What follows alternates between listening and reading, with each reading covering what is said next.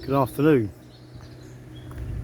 Video diary, UBK John Bosley, 19th of April 2024. Jesus H. Christ.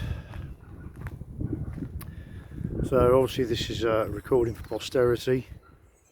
I may as well make it public because I have no real close friends nearby.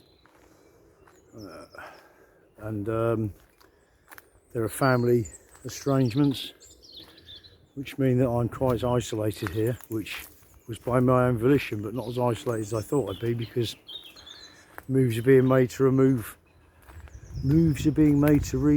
the support that I had. The support that I had came alongside me when even my friends abandoned me. I understand that totally, because I was just a boring twat going on about these issues which were of no importance to anybody else, and why would they be?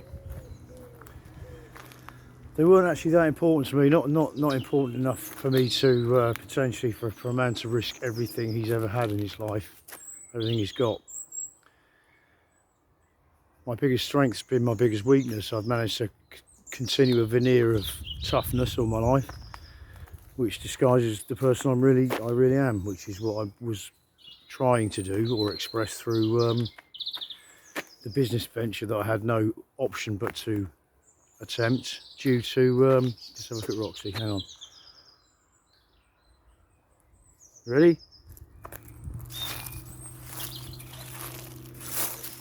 You ready? You steady? Ah! Missed it. That was not a very good kick on my part, was it? Again, go back, go back, go back, go back. Go on, go back. Good girl. Oh, smashed it. It has to be remembered in all of this.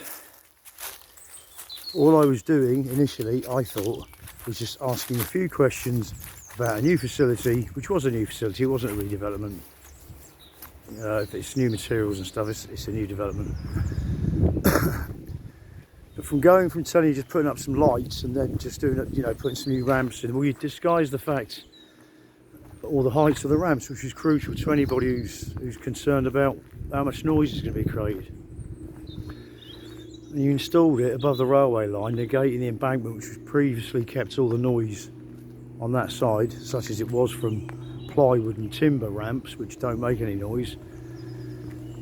Not saying the concrete and steel ramps weren't the best thing for the skateboarders and for the longevity of the park, but it creates extra noise, period, end of. I didn't realise how much the noise would affect me because of this misophonia thing, which makes sense. It's not an excuse.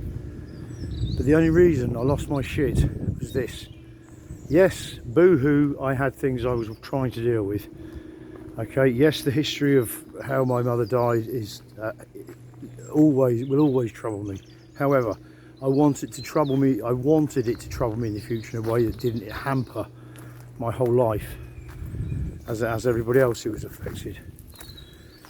And in doing so, I've alienated members of my family who have an understandable allegiance to a particular regiment that, in my opinion, was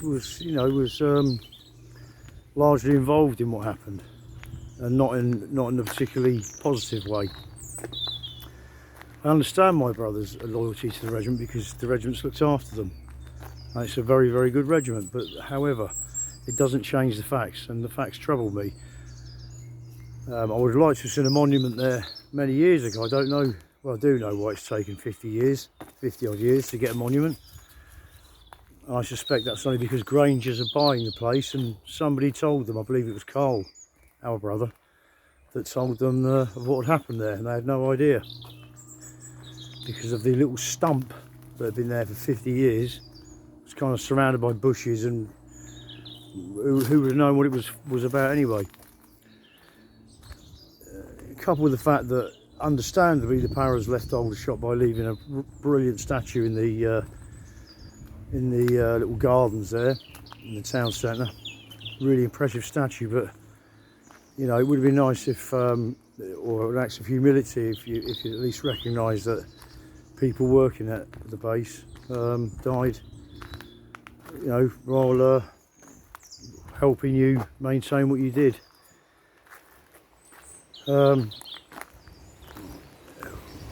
Had I been able to just deal with what I had to deal with, which was not insurmountable but difficult, I would have done so in this property without any fear of invasion or issues or antisocial behaviour or noise or clangs or overnight use or joyriders. Just so it's like this, peaceful, you know. Would I have probably got drunk now and again? Maybe, I don't know, but my natural, left to my own devices and not under extreme stress, default setting is I don't really like drinking. When I did drink socially, it was Guinness and Jack Daniels, but I would have stuck to Guinness if I had the choice, because you can't drink a lot and it doesn't get you very pissed. This has been an absolute fucking disaster for me so far.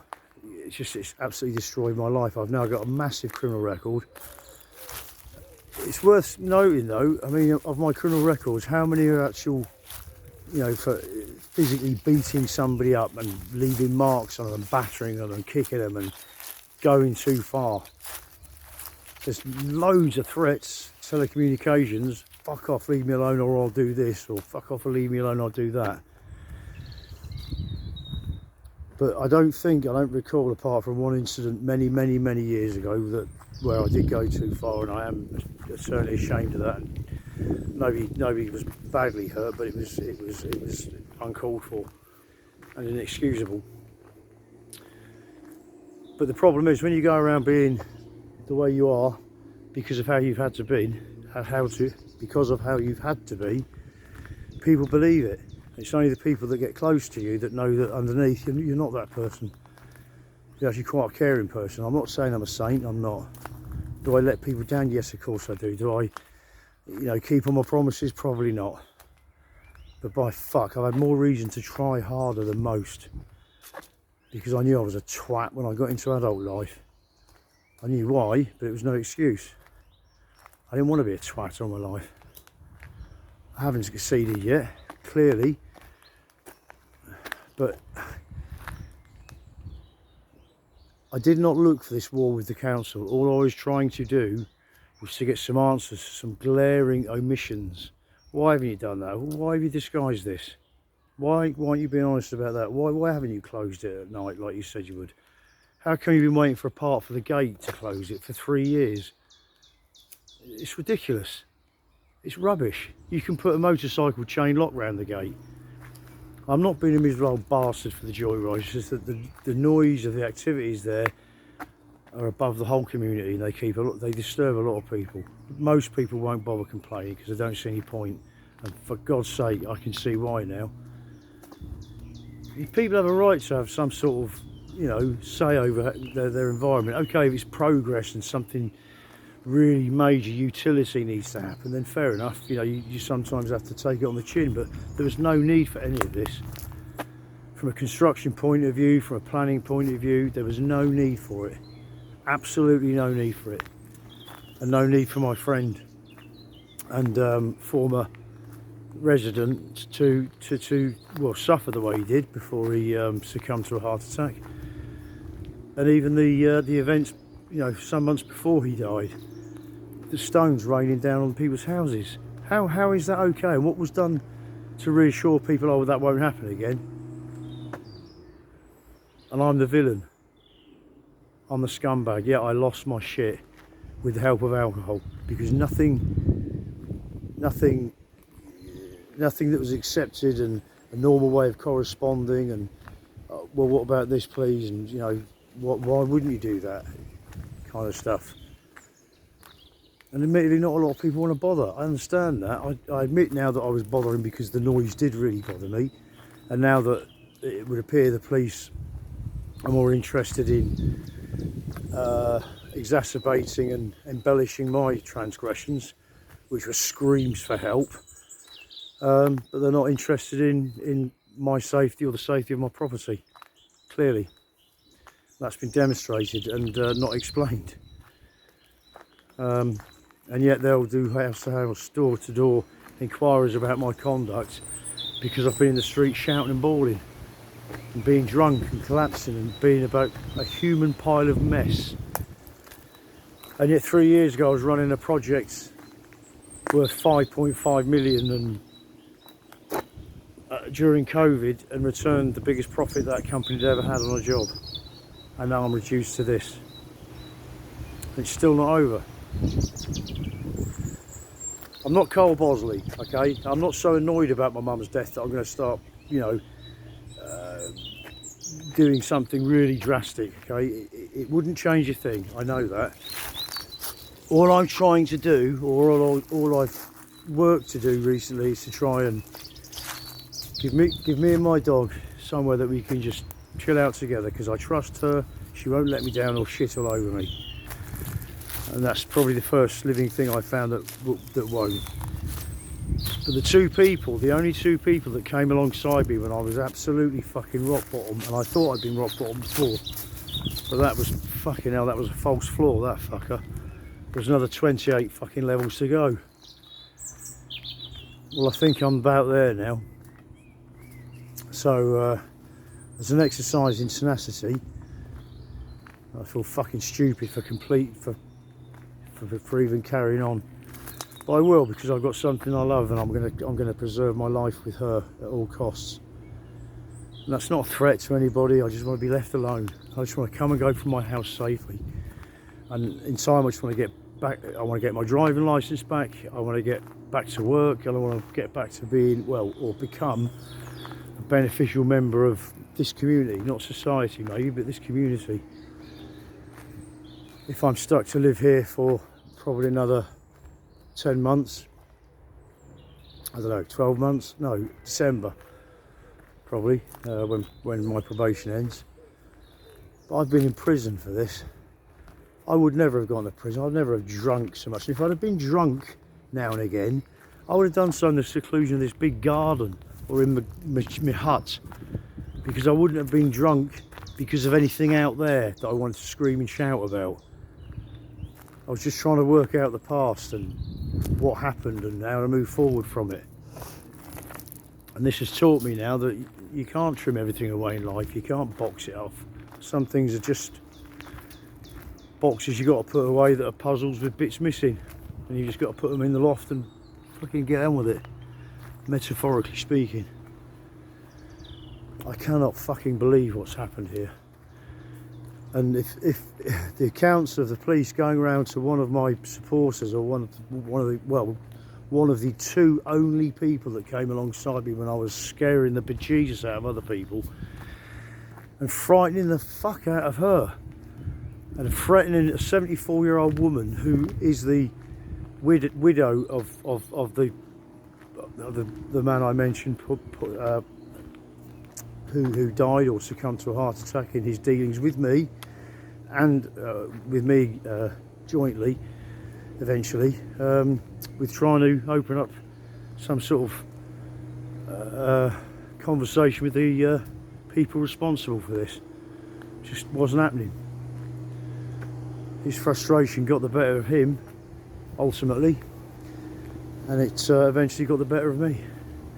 I'm not a saint, and I've made some fucking big mistakes and done some stupid things, but I'm not a fucking animal, and I'm not a danger to anybody. I don't want to fight anymore.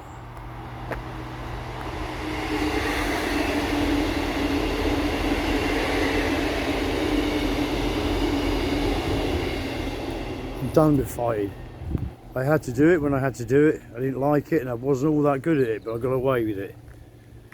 I don't want to do it anymore. I just want to be left alone. I want to wander about being like a Buddhist monk, and, you know, just earn a bit of money here and there, and just be left alone, just have the last few years with my dog, and that's it. That's it. Whatever goes on out there and all your skullduggery, crack on with it. Just leave me alone. I would have been gone by now if you'd let me. What you see. But I don't know what's going on anymore. It's all very bizarre to me. I've got no ambitions of doing anything other than having a peaceful life, and that is constantly being denied me. Anyway, if you are watching this, or you have watched this, or you did watch this, again, to anybody I've offended during the course of this meltdown, I apologise. Genuinely, I apologise. It's not who I am. Yes, the absence of alcohol does help, but when you lose all hope in logical thinking, and surely they understand that this, and well, if that happens, then, but it was none of that. It was all smoke and mirrors and delay and bullshit and crap, and well, let's pigeonhole him, let's box him. Oh, he's got mental health. No, I didn't have a mental health issue. I had problems that I'd had in my life, like everybody else, like you lot, and I came here to work them out. But I wasn't allowed to do that, so I lost my shit eventually. And eventually, because I had nowhere to go to deal with these things, I went bleh. And now I'm in a world of shit. If I blink at the wrong person, I'm going to prison. I'm going to lose everything. And I've been told via third party, in no uncertain terms, it seems to be what they want. My therapy dog, and she's my therapy dog, she's my soulmate, she's my everything. To be taken away, given to the RSPCA and rehomed. 8 years I've had her. She's been through hell and high water with me. What a cruel thing to do a few days before a bloke's going to court. Remove his support and tell him he's going to lose his dog. I own his business, such as it is. It's incredible. And then they smile and talk to you while you're waiting to go into the court, because you're affable to them. I don't want to be at odds with people. I can't believe it's the same people that did that to somebody. It beggars belief. But then again, nothing really does here anymore. Just living in a, I don't know, alternate world, I think, of random rules and regulations. And anyway, if you're watching it, thank you, and God's love to you. Thank you.